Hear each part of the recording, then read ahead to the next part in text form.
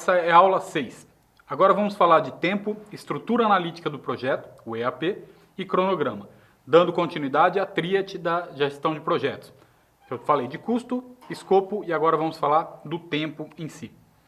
Qual a agenda para essa aula? Vamos falar da gestão do tempo em si, da estrutura analítica do projeto e do cronograma. A gestão do tempo se define como início, meio e fim. Como fazer essa gestão do tempo em um gerenciamento de projetos? A definição da gestão do tempo é a seguinte: a gestão do tempo é uma área-chave do gerenciamento de projetos, que se concentra na estimativa, planejamento, controle e a otimização do tempo. Parece fácil, mas nem sempre é e muitas vezes é um impedimento de sucesso dos projetos. Por quê? Vou dar um exemplo bem simples. Imagine que você foi convidado para entregar um projeto de desenvolvimento de software para uma pequena empresa, um mercadinho ou uma empresa desse tipo, desse porte. Essa empresa precisa do máximo de entrega desse projeto e precisa no menor tempo possível, porque ele tem prazos a cumprir e acredita que em 30 dias é possível que você faça um sistema que controle o estoque, as vendas, as compras desse pequeno mercadinho. Joia. É possível fazer isso? Não sei ainda se é possível, porque a primeira coisa a fazer é fazer a análise. Lembrem-se das 5 fases anteriores. Então eu faço a análise, verifico qual que é o problema, com base nesse problema eu faço meu planejamento e só aí eu vou estar apto a responder essa empresa, dizendo sim, é possível ou não. Provavelmente não, porque esse espaço de tempo é muito pequeno. Tá? E aí você pergunta, bom, se eu não conseguir, mas o meu concorrente consegue entregar nesse prazo, eu corro o risco então de perder o projeto, não é? Sim, você corre o risco. Só que o risco para esse cara que está entregando com um prazo tão diminuto aumenta muito na definição do projeto dele. Porque pode ser que ele não consiga entregar no prazo, e isso vai ser um problema para ele, porque a partir do momento em que ele estourar esse prazo, todos os custos vão recair sobre a equipe dele. Então você vai ter se livrado de um grande pepino, exatamente por entender que a gestão do tempo depende da definição do escopo, né, que é o que a gente viu anteriormente, e também dos custos, que já está na etapa de planejamento. Se não é possível, não faça. É melhor do que fazer e depois você acabar tendo problemas e não entregar dentro do prazo. Lembre-se do que a gente falou sobre o perfil do gestor de projetos, integridade. Isso é muito importante. Se você quebrar essas regras, se você não entregar no prazo e tudo mais, você vai estar complicando aí a sua integridade, ok? E quais as etapas para essa gestão do tempo? Estimar esse tempo, planejar o cronograma, controlar o cronograma e otimizar esse cronograma. Mais uma vez, 4 etapas, muito parecido com escopo e custos. E segue a mesma lógica. Se você observar, sempre é essa lógica do estimar. Então eu começo fazendo uma estimativa. Quanto tempo eu vou levar para criar um banco de dados com os clientes deste pequeno mercado? Ora, eu não sei, porque eu preciso saber quantos clientes ele tem. Então, com a análise, ele já vai me responder a essa pergunta. De repente, é um pequeno mercado de bairro, um comérciozinho pequeno, mas ele atende a várias quadras, ele atende a quase um bairro todo. E ele vende também para outros pequenos negócios. Então, pense no problema que você teria se você não tivesse essa informação, achando que ele só atende ali, né, bem localmente, e não é assim, ele já tem uma dimensão, né, uma exponenciação maior aí da sua venda. Então, a primeira coisa, fazer essa análise. Analisei, verifiquei que ele tem muitos clientes, então eu vou estimar o tempo. Ora, para fazer o banco de dados para esse camarada, que ele tem aí uma base de mais de 2.000 clientes, eu vou determinar um tempo X. Eu estava pensando numa coisa menor, então eu tenho que tomar cuidado com isso. Em seguida, planejar esse cronograma. Depois de planejado esse cronograma, eu parto para o controle e para a otimização. Vamos ver cada uma dessas etapas agora. A estimativa é isso que eu estava falando. A estimativa só existe com base na análise.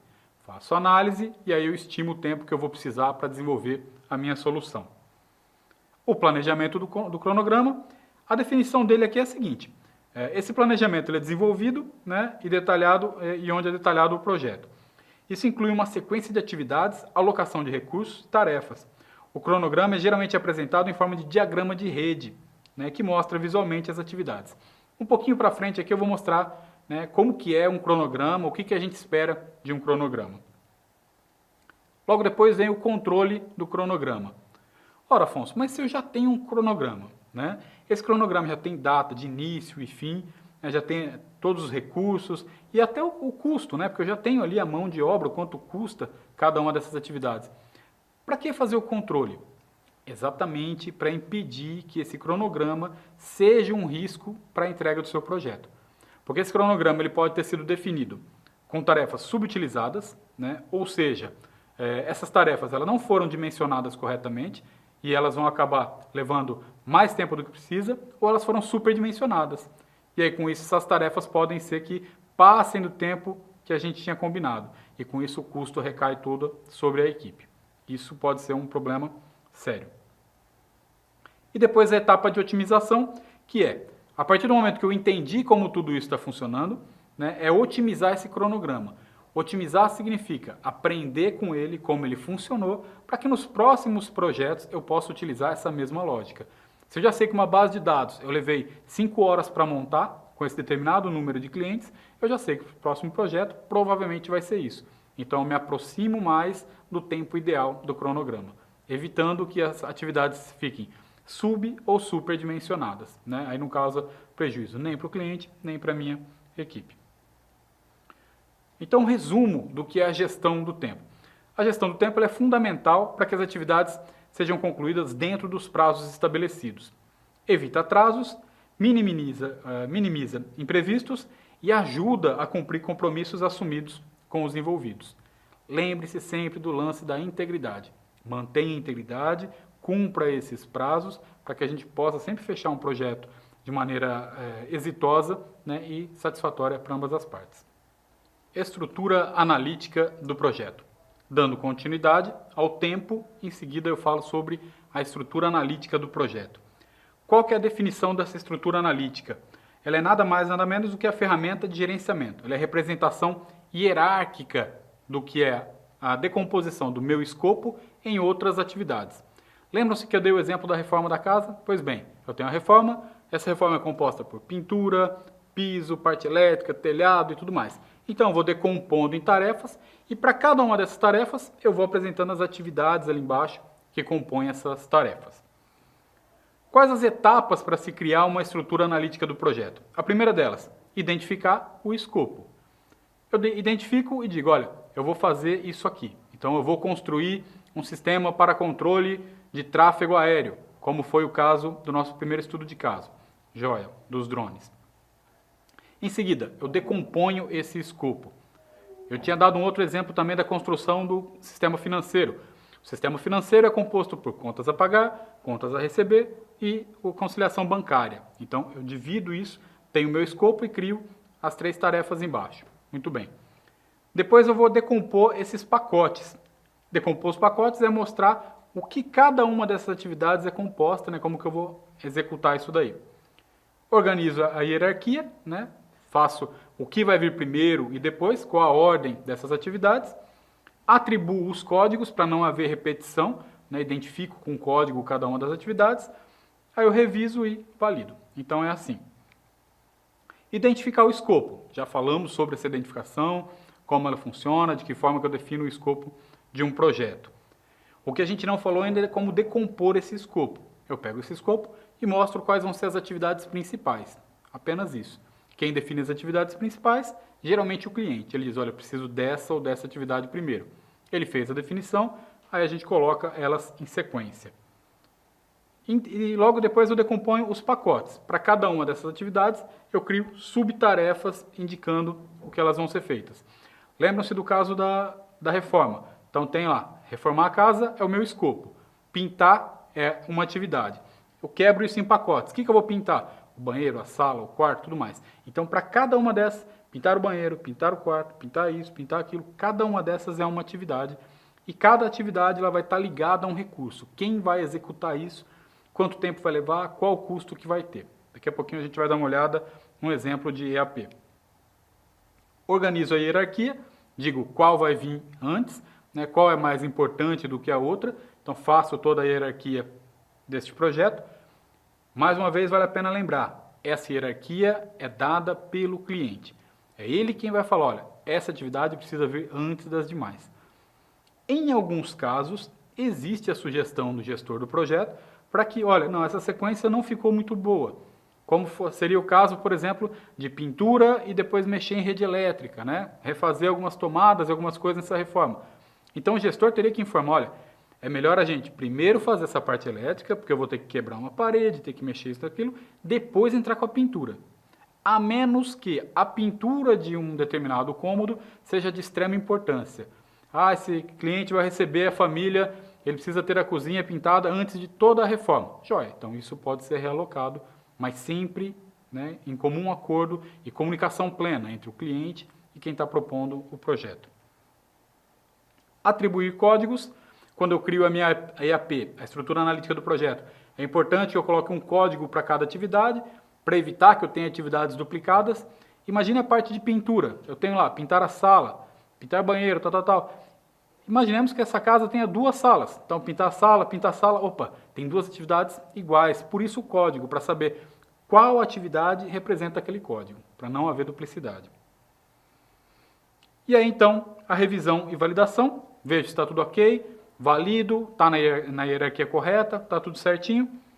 Pronto. Esse é um exemplo de como ficaria a estrutura analítica do projeto. Veja que eu tenho lá a parte mais importante, né, que eu olho lá para o meu foco, que é o escopo. Então, o escopo é reformar a casa, eu coloquei lá um código 0 para ele, tá? Que é o escopo. Em seguida, eu coloco as minhas tarefas. Então, a tarefa 1, definição do projeto. 2, contratação do serviço. 3, a reforma interna. 4, reforma externa. Beleza. E veja que já está hierarquizado, né? Ele tem uma hierarquia. E embaixo dessa reforma interna eu tenho lá alvenaria, piso e azulejo, hidráulica e elétrica, pintura, outros. Percebam que há um erro nessa estrutura, na reforma interna, que foi exatamente o que eu comentei. Olha, ele tem lá alvenaria, piso e azulejo, hidráulica, depois pintura. Como é que o cara vai fazer o piso e azulejo antes da parte hidráulica e elétrica? Então, isso daí já é uma das coisas que tem que ser ajustada naquelas etapas que eu falei da estrutura analítica do projeto. Entendem o porquê da importância de você pegar o foco do projeto, que é o seu escopo, quebrar ele em atividades e depois fazer uma quebra mais detalhada? É exatamente para isso. Para impedir que um projeto acabe tendo inconsistências, problemas, riscos de implementação, exatamente porque foi mal planejado. E a estrutura analítica do projeto, ela é praticamente a mãe do cronograma do projeto. Eu faço esse desenho que é muito simples, né? Colocar essas atividades, a hierarquia e tudo mais, e dele eu vou ter o meu cronograma. Porque nesse momento, na estrutura analítica do projeto, eu não tenho custo aqui, eu não tenho quem está fazendo o quê. Eu vou colocar isso lá no cronograma. Só que daqui eu já pego isso, já jogo para o meu cronograma e praticamente só vou colocando, olha, quem vai fazer a alvenaria?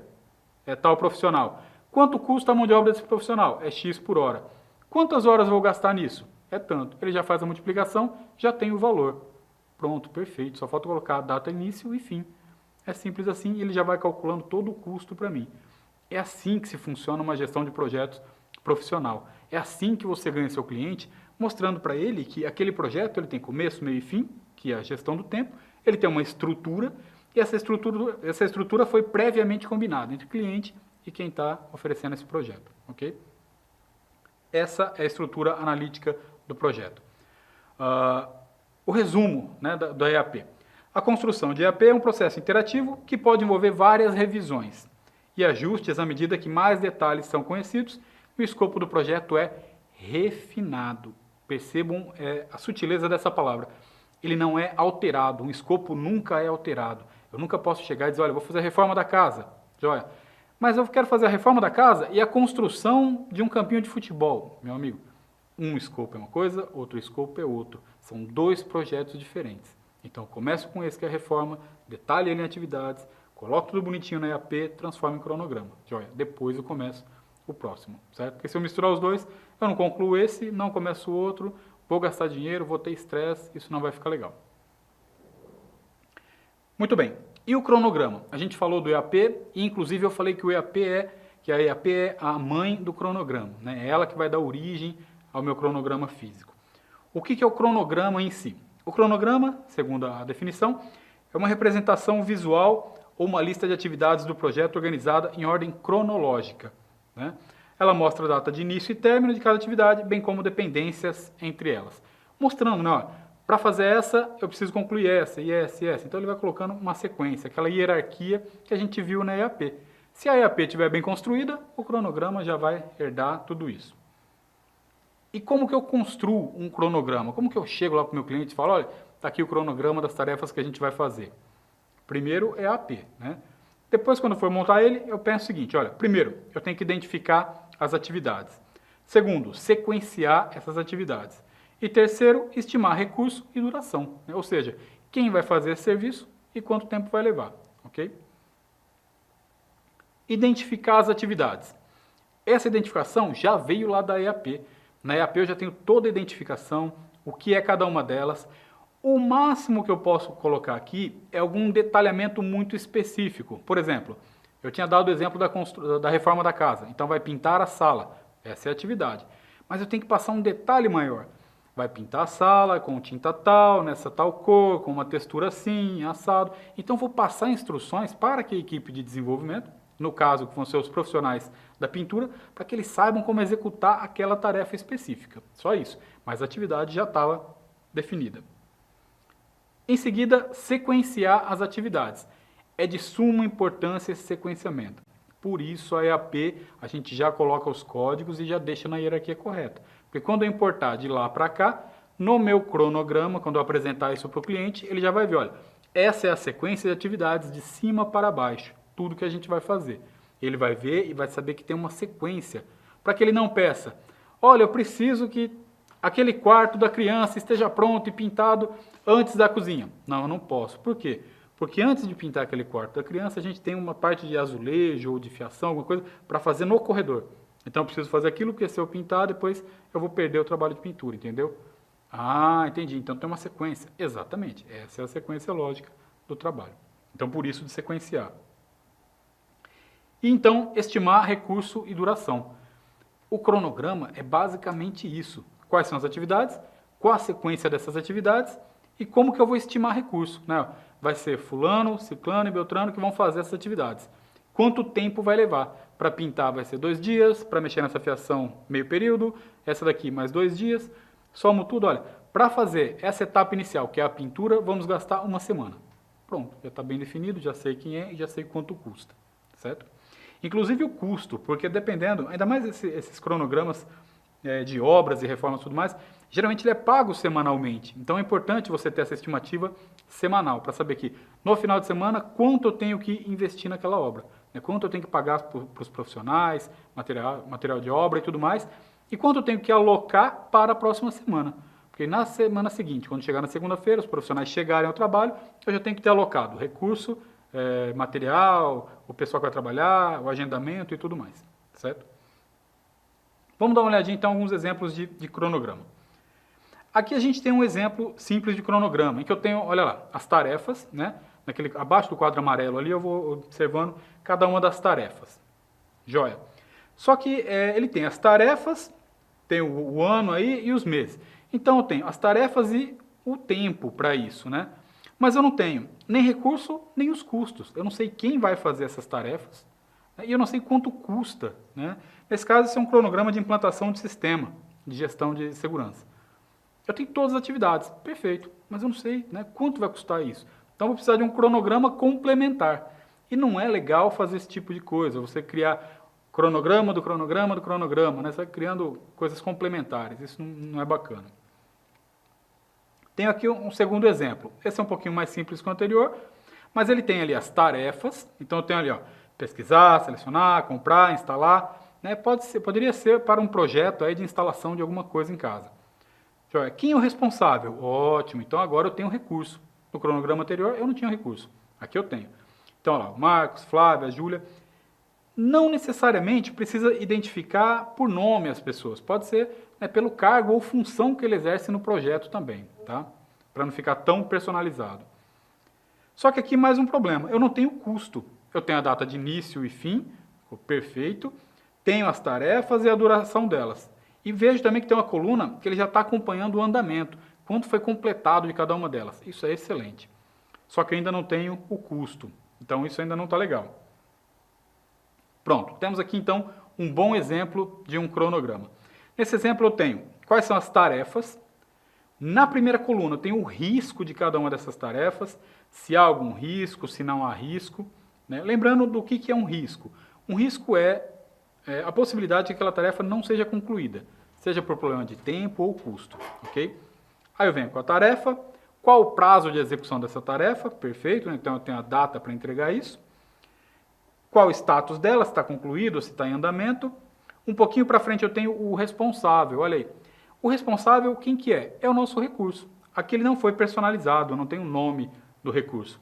Eu tenho lá analista de negócios, designers, desenvolvimento, então eu tenho qual a função, eu sei quem vai fazer isso. E um pouquinho mais para frente, ó, na coluna chamada despesas, eu tenho ali o custo financeiro e a hora estimada. Então eu tenho o custo para cada uma dessas atividades e quanto tempo eu vou utilizar. Perfeito. É esse tipo de cronograma que o cliente quer ver. Né? Quando a gente chega com um projeto, um PDF muito bem montado, em que eu tenho lá qual vai ser exatamente o meu escopo do projeto, quando vai começar, acabar. A hora que ele vira para a página 2, é o sonho de todo cliente. Um cronograma bem definido, quais são as atividades, quando começa, quando acaba, quem vai fazer isso, o custo de cada uma dessas tarefas e lá no finalzinho o valor total do projeto. Pronto. Isso vai lhe economizar vários transtornos, vários, né? Inclusive judiciais, legais, porque vai impedir que lá na frente o cliente diga, olha, você não entregou tal tarefa. Tudo bem, vamos lá olhar o cronograma. Tá? Olha, não existe essa tarefa no cronograma. Ah, realmente, eu achei que existisse, foi uma falha nossa. Ou o contrário também pode acontecer. Ele falou, você não entregou tal tarefa, você vai olhar, essa tarefa estava lá. E de repente ela foi causada por algum risco, alguma coisa assim, e ela não foi continuada. E não houve comunicação com o cliente para explicar o porquê que essa tarefa não foi concluída. Então isso vai ser um problema da equipe de desenvolvimento. Mas em todos os casos, o cronograma é o reflexo de uma comunicação assertiva. Nesse cronograma eu estou vendo exatamente o que foi combinado, quanto vai custar e como vai ser feito. Então, esse é o resumo, né, basicamente, do que é um cronograma. O cronograma eficaz é flexível, ele é realista e revisado regularmente à medida que o projeto avança, levando em consideração desvios e mudanças que possam ocorrer. Mais uma vez, flexível sem que crie um impedimento para que ele mesmo possa ser desenvolvido. Eu também não posso estourar o orçamento, o prazo e tudo, né, de forma que esse projeto fique inviável. Ele pode ter pequenos ajustes, o que é natural, e que seja sempre comunicado entre ambas as partes. Com isso, a gente viu, então, o tripé da gestão de projetos. Né? Falamos sobre o escopo, falamos sobre tempo, falamos sobre os recursos também, os custos também. Para a próxima aula, nós vamos falar aí sobre 12 questões sobre gestão de projeto. Um pequeno quiz com pergunta e resposta para fixar esse conhecimento e para ver se você entendeu esse conceito sobre a gestão de tempo, de custo e principalmente aí também a gestão dos recursos no projeto. Obrigado.